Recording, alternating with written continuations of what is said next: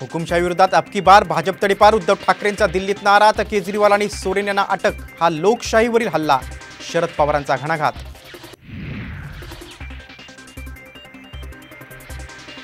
केजरीवाल सोरेन यांना अटक ही match fixing. Rahul गांधींचा मोदी सरकारवर हल्ला बोल, तर यंत्रणा खरेदी करून देखील भाजप 180 पार जाणार नाही, राहुल गांधींचा दावा।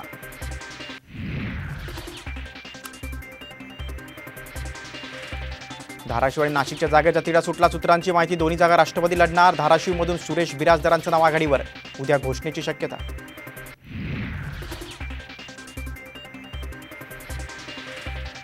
रत्नागिरी सिंधुदुर्गची जागा भाजपलाच मिळणार, सूत्रांची माहिती। तळ कोकणात भाजपचं अस्तित्व असावं, भाजप नेत्यांची भूमिका।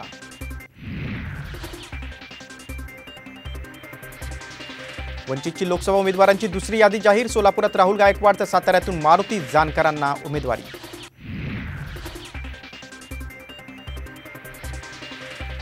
नागपुरात वंचितचा काँग्रेसला पाठिंबा, हे भाजपचं षडयंत्र, नाना पटोलेंचा आरोप, तर पटोले आणि भाजपचे छुपे संबंध, आंबेडकरांचं प्रत्युत्तर।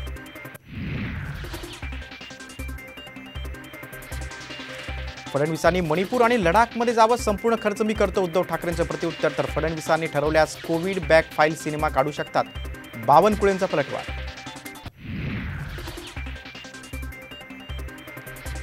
माझा नेता पलटूराम निघाला, शिवतारेंच्या कार्यकर्त्याचं खरबरीत पत्र, पुरंदरचा तह अशा मथळा असलेलं पत्र सोशल मीडियावर व्हायरल।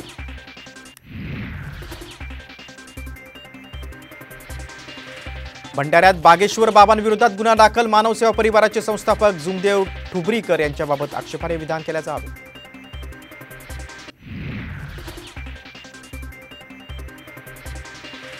आणि महाराष्ट्र सदन घोटाळा प्रकरणी उद्या सर्वोच्च न्यायालयात सुनावणी, भुजबळांना दिलासा मिळाल्यानंतर अंजली दमानी यांनी दाखल केली होती याचिका।